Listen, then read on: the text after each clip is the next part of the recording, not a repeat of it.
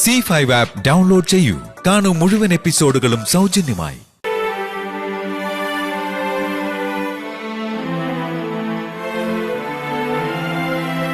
മോളെ,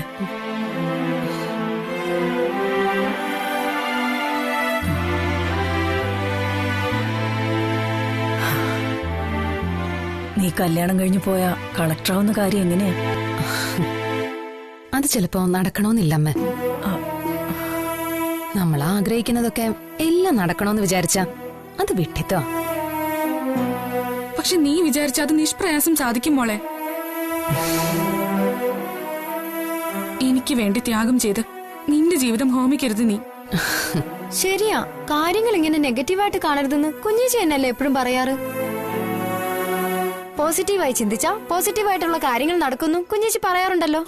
അതൊക്കെ ശരിയാ, പക്ഷേ അതിനൊക്കെ അപ്പുറം വേറൊന്നുണ്ട്, വിധി.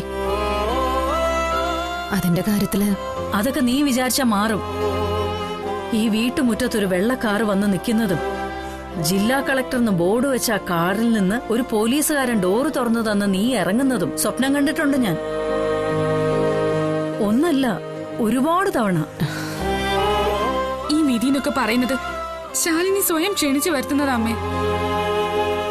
എന്റെ കല്യാണം നടക്കാൻ വേണ്ടി കളക്ടർ ആവാനുള്ള മോഹം ഉപേക്ഷിക്കുമ്പോ നീ നമ്മുടെ അമ്മയാണ് തോൽപ്പിക്കുന്നത്. അത് നീ മറക്കരുത്. ആര് പറഞ്ഞു ഞാൻ നമ്മുടെ അമ്മയെ തോൽപ്പിക്കും?